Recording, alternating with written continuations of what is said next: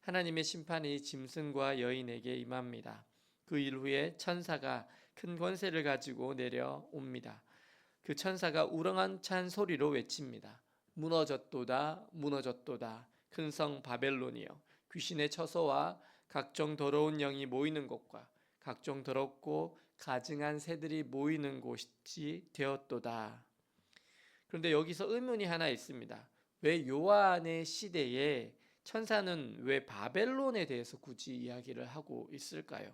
사실 역사적으로 바벨론은 이미 페르시아에 무너진 지 500년 이상 되었지 않았습니까? 이미 무너지고 잊혀진 지 오래된 나라에 대해서 왜 천사들은 외치고 있는 것일까요?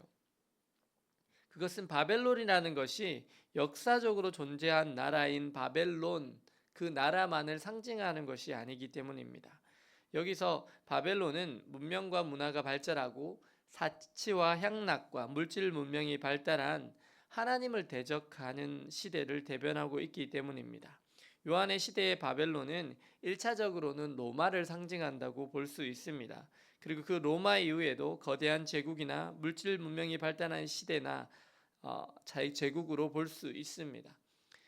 그렇다면 바벨론은 왜 멸망하였을까요? 그들의 문제는 무엇이었을까요? 그것은 그들이 우상을 섬겼습니다. 귀신을 섬겼습니다. 그리고 땅의 왕들이 그러한 우상의 신전 창녀들과 함께 음행하였습니다. 그리고 그 바벨론은 롯과 같이 풍요만을 쫓아갔습니다. 물질 만능주의를 쫓아갔었습니다.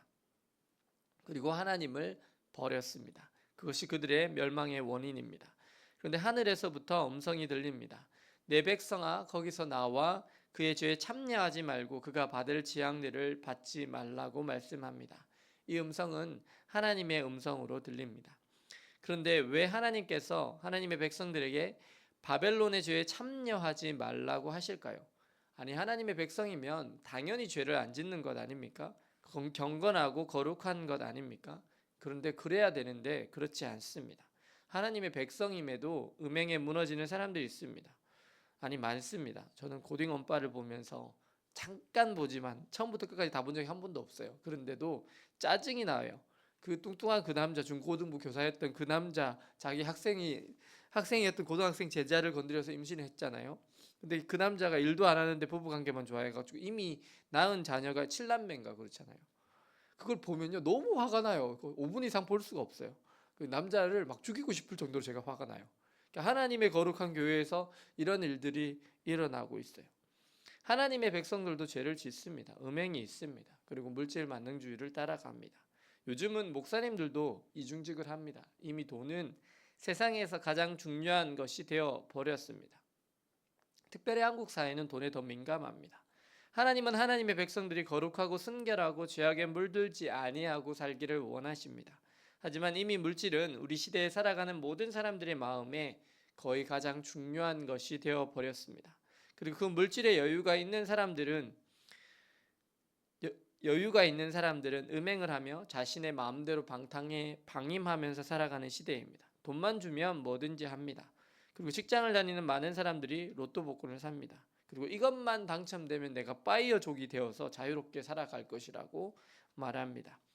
사역자들도 돈 때문에 사역지로 옮겨 다닙니다. 요즘의 부교육자들은 맨 먼저 사례가 얼마인지를 묻습니다. 직장인들의 경우에도 회사를 선택하는 데 있어서 가장 중요한 것은 월급이 얼마인가와 근무 시간이 어떻게 되는가입니다.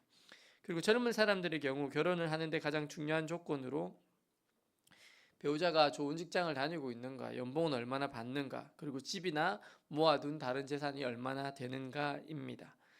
우리 사회의 전반적인 부분에서 돈은 이미 가장 중요한 부분이 되어버렸습니다.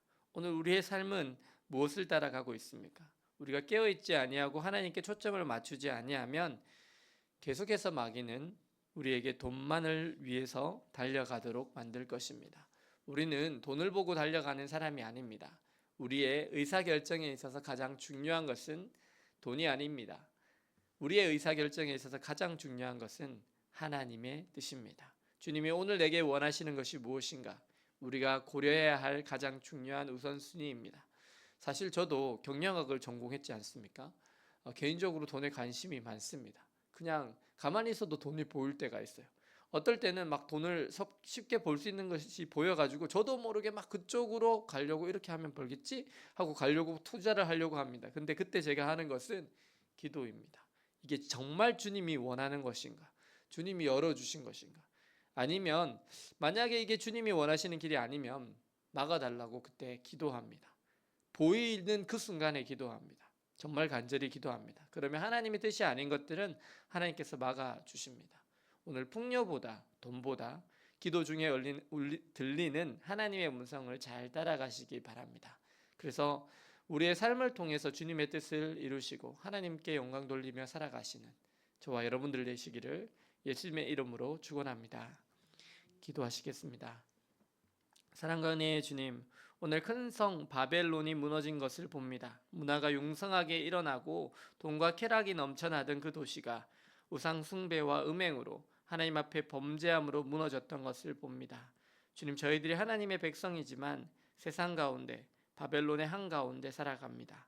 주님, 허망한 물질을 마음에 두기보다, 순간의 쾌락의 마음을 두기보다 오직 하나님께만 마음을 두기를 원합니다. 주님의 뜻에 집중하고 주님의 말씀을 마음에 새기고 행함으로 거룩하신 하나님의 통치가 저희의 삶에 온전히 이루어지게 하여 주옵소서.